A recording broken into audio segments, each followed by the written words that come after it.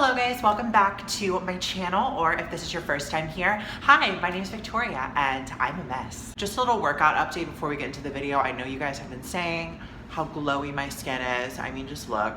Workout does wonders for you, cures your depression, anxiety, and gives you that little glow, so pro tip. If you don't know who I am, I'm Victoria. I make videos on YouTube. I'd love it if you subscribe, comment, and give it a big thumbs up. Only if you want to though, no pressure. We're very relaxed here. It's very chill zone. We wear t-shirts here. As you guys know, YouTube for a lot of creators is their career. It is their livelihood. It's how they pay their bills. It's how they afford anything that they have is through YouTube. Now, before I was a content creator myself, I was a big fan of YouTube. I watched YouTube all the time.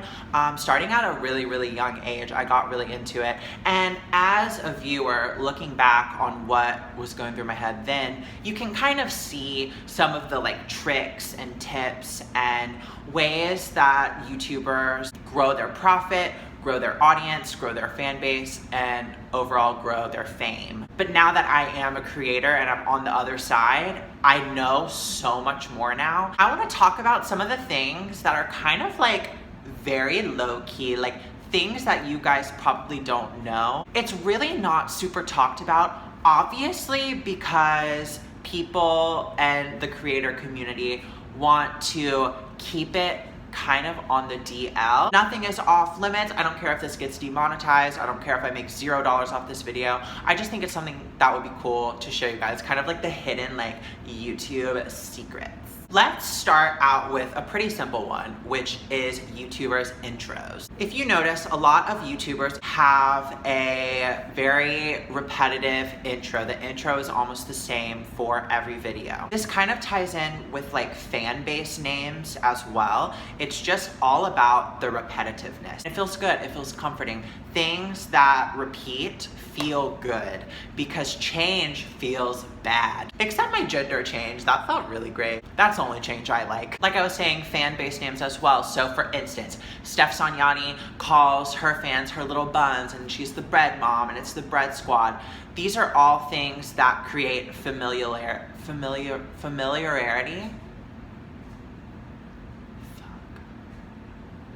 It creates a familiar feeling. That is literally taught to you. There are constantly all of these tips coming up, do this, do this, do this, and they literally tell you, hey, you should give your fan base a name so that they keep coming back and watching you and they feel included and they feel like a family. It's really weird.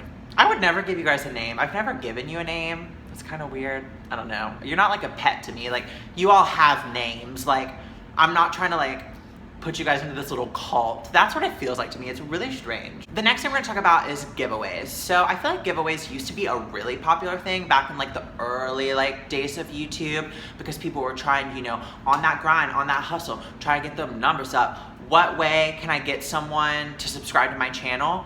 Give them something back. Give them something that actually has value, not just worth a click of a button, that's actually worth money. I've never done a giveaway myself. I'm not sure on the exact rules about it, but I feel like at some point, leave it in the comments if you know what I'm talking about. I feel like at some point, there was this breaking point where YouTube was no, we need to add rules to this, because before it was just you could give away whatever, you could tell people to do whatever, and now I think at one point YouTube tried to kind of nip it in the bud.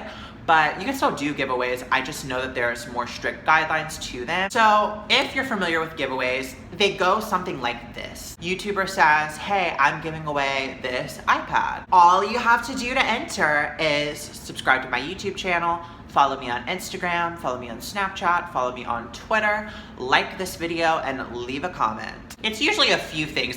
It takes a little fucking effort, but you're you know what?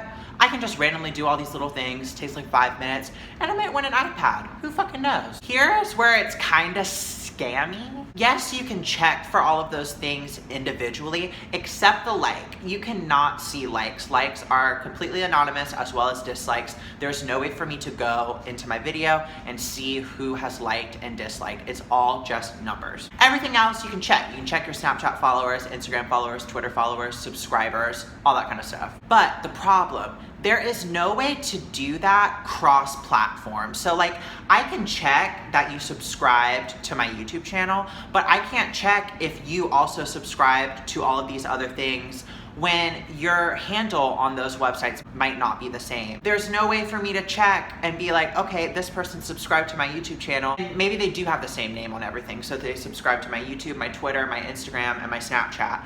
But I don't know if you liked the video. Content creators aren't out here checking every platform, picking someone and being like, oh, gotta make sure they gave this a thumbs up and subscribed and added me on Snapchat and shared my Twitter fucking shit 5 million times. They're not checking that.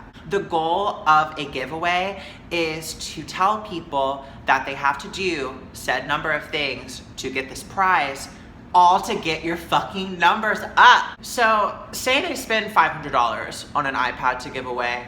What they're gaining from that is worth so much more. It's a big deal to you guys because you're like, fuck, like, let me go do all these things. I have this huge chance of winning this thing. But in reality, that's not how it works. I feel like I'm just like a conspiracy theorist, just like sitting in my room like, giveaways are fake, fan names are fake, subscribers are fake, likes are fake. And the third and last thing I want to talk about today is comments. This has become a very popular thing on Instagram too. Let's just go over it for that platform first, and then it'll kind of make more sense for YouTube. If you guys notice, I want to say like a year ago, Instagram made a change. So basically, you know, you go on Instagram, you see a picture, and it previews about 2 comments on the picture. There could be 100 comments on the picture, but it's gonna preview 2. About a year ago, they made a change to where the 2 comments that show that preview under the Instagram post are from the most popular accounts. So that's why all of a sudden you see all of these celebrities commenting on other celebrities' posts, because they're trying to get their comment in the featured comments part of the post, if that makes sense. If I had 10 million Instagram followers and I commented on Kylie Jenner's Instagram picture, it's pretty likely that my comment will end up in the featured part. Do you know how many Instagram followers Kylie Jenner has?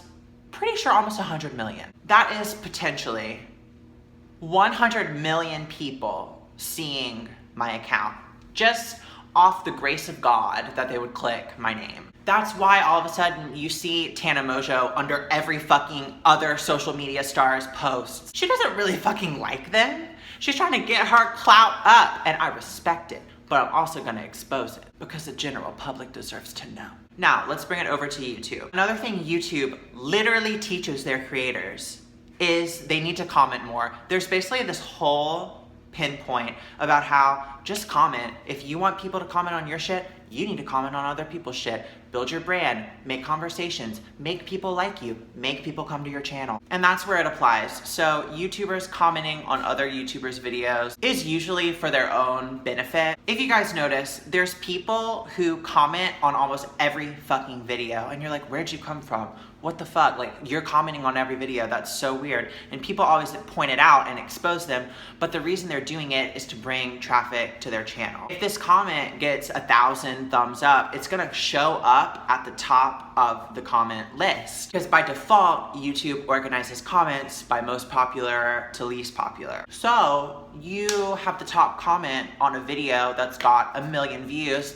That's potentially 1 million people generating traffic to your channel if they see your comment and click your profile. So those are just like 3 quick little YouTube tips and tricks, kind of secrets that I wanted to go over. If you guys liked this video, let me know, and I definitely have more that I'm willing to talk about. I just don't know if like this is interesting to anyone but me. I love you guys so much, and I will see you in the next video. Comment, like, subscribe, check out all my social media.